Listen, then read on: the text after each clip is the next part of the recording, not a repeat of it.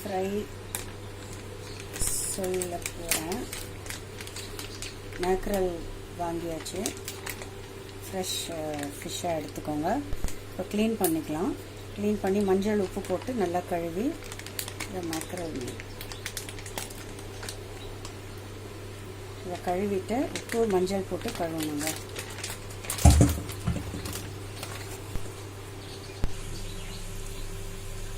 மஞ்சள்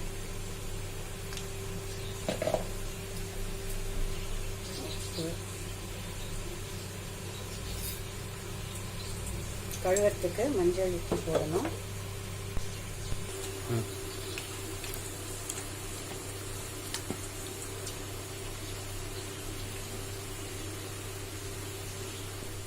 இப்போ ஃபிஷ்ஷை நல்லா கழுவியாச்சு. இப்போ அடுத்தது மசாலா. நல்லா அதில் உள்ளெல்லாம் மசாலா வரணும். அதனால் இந்த பக்கம்னா இப்படி நல்லா ஒரு கீறிடுங்க. நல்லா ஒரு மீனை எடுத்து நல்லா கீறிடுங்க.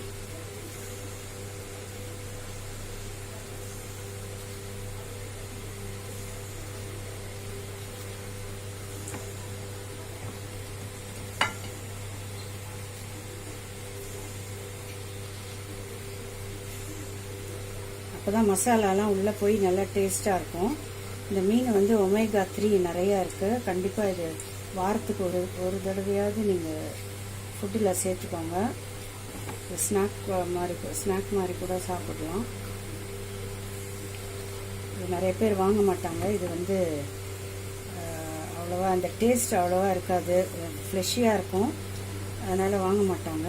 ஆனால் இதில் வந்து இந்த மசாலா வந்து ஸ்டஃப் பண்ணி வறுத்தா ரொம்ப நல்லாயிருக்கும்.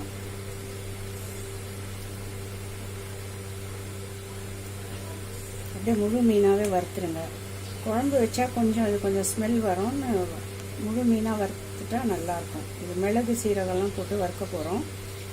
அது என்ன மசாலா போடுறோம்னு நான் சொல்கிறேன். இப்போ மீனுக்கு தேவையான மசாலா நிறைய கருவேப்பிலை, இவ்வளோ கருவேப்பிலை இருக்குதுன்னு நினைக்காதீங்க. அந்த மசாலாவில் போட்டால் அந்த ஸ்மெல் எதுவும் இருக்காது.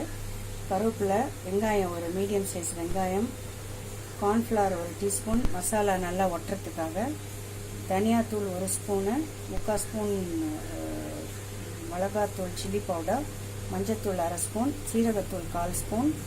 இது தனியாக மிளகு சீரகம், இது காரம், இதுவும் இந்த காரமும் இருக்கணும். உப்பு, கார்ன்ஃப்ளவர், இது எல்லாத்தையும் அரைக்கணும். மிக்சியில் அரைச்சி பேஸ்ட்டாக நல்ல பேஸ்ட்டாக அரைச்சிக்கணும். முதல்ல மிளகு சீரகம் கருவேப்பிலை அரைச்சிக்கோங்க. அதுக்கப்புறம் இந்த தூள் மட்டும் போட்டு வெங்காயம் போட்டு அரைச்சி பேஸ்ட்டாக எடுத்துக்கோங்க.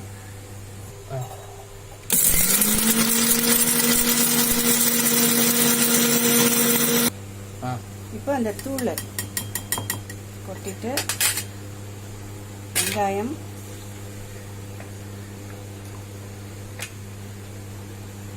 உப்பு, மீன் தேவையான உப்பு,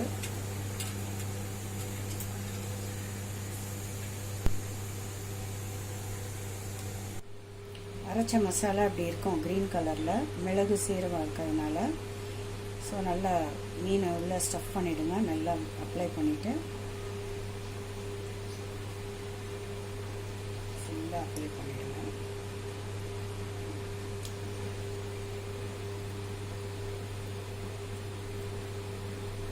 இன்னும் கார்ன்ஃப்ளவர் நம்ம போடலை.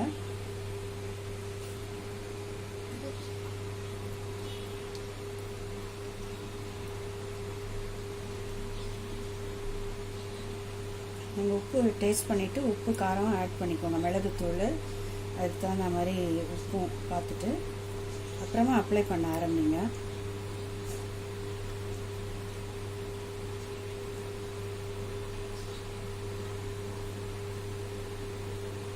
இது மசாலா அப்ளை பண்ணி ஒரு 1/2 அன் ஹவர் மேரினேஷன் அப்படியே வச்சுருங்க. மேரினேட் ஆகணும்.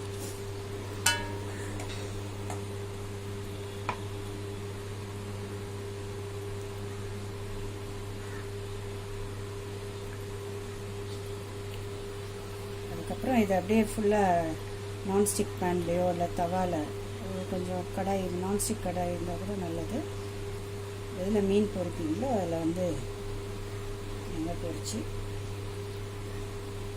ரொம்ப தீக்காமல் சும்மா கோல்டன் ப்ரௌன் இந்த கலர் வந்தோடனே தெரியும் உங்களுக்கு. இந்த ஃப்ரை பண்ணி எடுத்துங்க.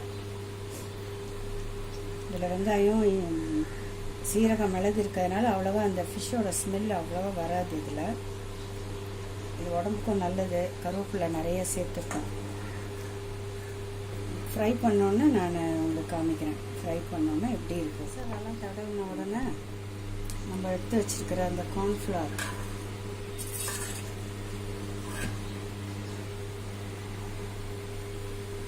மசாலா ஒட்டாமல் இதில் ஒட்டி வரும். நல்லா இந்த பிரிஞ்சு வராமல் இருக்கும். அது கார்ன்ஃப்ளவர் மேலே தடவுனா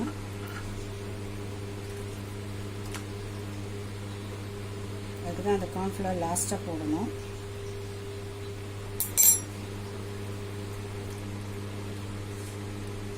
ஃப்ரை பண்ணால் கூட எண்ணெயில் நிறைய அந்த மசாலாலாம் உழுவாது. அப்படியே இருக்கும். இதுலேயே ஃபிஷ்லேயே இருக்கும்.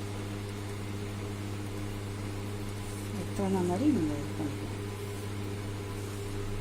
லாஸ்ட்டாக தான் கார்ன்ஃப்ளவர் போட்டு மிக்ஸ் பண்ணிக்கணும்.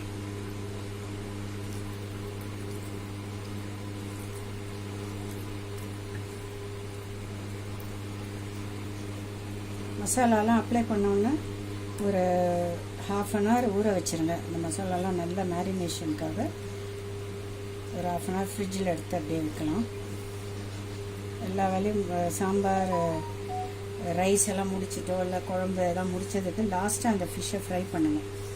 இப்போ நல்லாயிருக்கும். அதுக்குள்ளே ஊறிடும். இதில் லைம் எல்லாம் ஊற்ற வேண்டாம். இதுவே போகிறோம் இந்த மீனுக்கு. வேணும்னா உங்களுக்கு விருப்பப்பட்டால் நீங்கள் லைம் புழிஞ்சிக்கலாம். ஃபிஷ்ஷில் இந்த மசாலாலாம் அப்ளை பண்ணுறதுக்கு முன்னாடி லைம் புழியலாம். ஆனால் இந்த மிளகு சீரகம் ஃப்ளேவரு அவ்வளோவா இருக்காது. இது ஒரு விதமான ரெசிபி. இது ஊறிடுச்சு.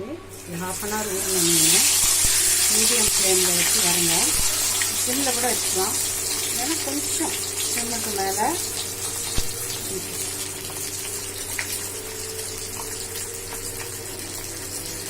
நல்லா 2 பக்கம் ரோஸ்ட் ஆனாலும்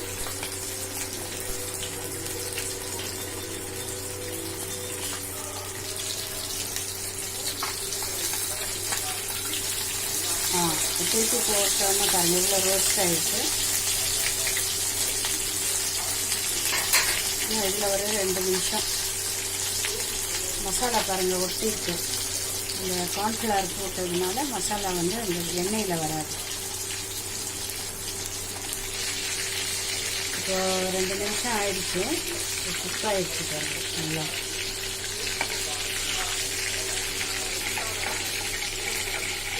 நல்லா ரோஸ்ட் ஆகிடுச்சு. இதை அப்படியே சர்வ் பண்ணலாம்.